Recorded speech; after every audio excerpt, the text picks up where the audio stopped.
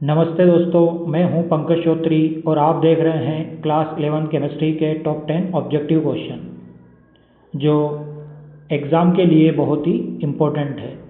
हमने आपके लिए आपकी बुक से हर एक टॉपिक से लगभग 10 प्रश्नों को निकाला है और वही प्रश्न आपको लगभग एग्ज़ाम में मिल जाते हैं या ऐसे इम्पोर्टेंट टॉपिक जहां से प्रश्न बनाए जाते हैं उनमें से हमने कुछ इम्पोर्टेंट प्रश्न बनाकर आपके लिए हम लाए हैं। तो चलिए शुरू करते हैं। हाइड्रोजन परमाणु के स्पेक्ट्रा में N2 बराबर 3 और N1 बराबर 2 संक्रमण किस श्रृंखला में आता है? तो यहाँ पर N2 बराबर 2 है, N1 बराबर 2 है। इसका अर्थ है कि कोष जो होगा वो सेकंड होगा और पहली श्रेणी का नाम होता है लाइमन श्रेणी, जबकि दूसरी श्रेणी का नाम होता है बामर श्रृंखला। तो N1 बराबर 2 है, इसलिए बामर श्रृंखला होगा। तो सही ऑप्शन होगा ए। लाइमन श्रृंखला में अंतिम अवस्था का क्वांटम संख्या n कितनी होती है? तो यह 1 होती है। अगला प्रश्न है, बामर श्रृंखला का स्पेक्ट्रम किस सीमा में आता है? तो यह आता है दृश्य क्षेत्र में।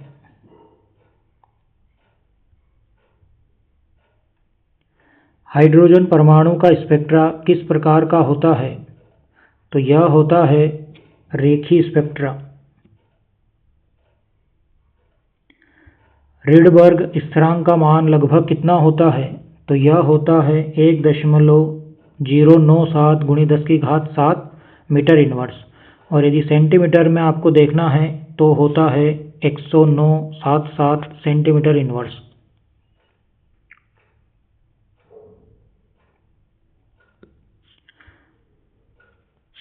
क्वांटम यांत्रिकी मॉडल किस वैज्ञानिक द्वारा प्रतिपादित किया गया था? तो उनका नाम था श्रोडिंगर। अगला प्रश्न है, श्रोडिंगर समीकरण का उपयोग किसके निर्धारण में किया गया था? तो सही ऑप्शन है इलेक्ट्रॉन का वेव फंक्शन में। सी ऑप्शन इसका सही है। क्वांटम यांत्रिकी मॉडल में इलेक्ट्रॉन का स्थान किस रूप में दर्शाया जाता है? तो इसका सही ऑप्शन होगा डी, ऑर्बिटल, कक्षक।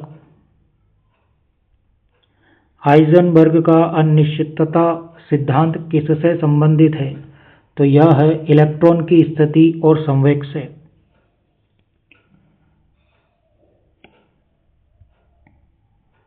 कक्षक का आकार किस क्वांटम संख्या पर निर्भर करता है? तो वह क्वांटम संख्या है द्विअंशी क्वांटम संख्या, जिसे हम स्मॉल l से व्यक्त करते हैं। किसी कक्षक का अभिविन्यास किस क्वांटम संख्या द्वारा निर्धारित होता है?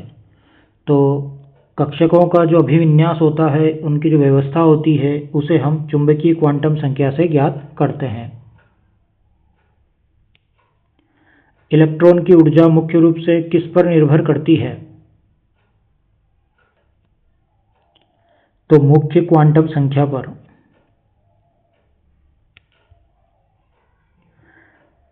एस कक्षक का आकार कैसा होता है? तो गोलाकार होता है। पी कक्षक का आकार कैसा होता है? तो पी का डंबल आकार का होता है। पी कक्षक में अधिकतम कितने इलेक्ट्रॉन आ सकते हैं? तो पी कक्षक में 6 इलेक्ट्रॉन आ सकते हैं।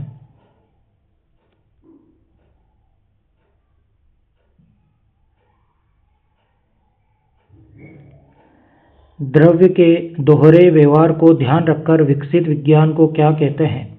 तो उसे हम क्वांटम यांत्रिकी कहते हैं।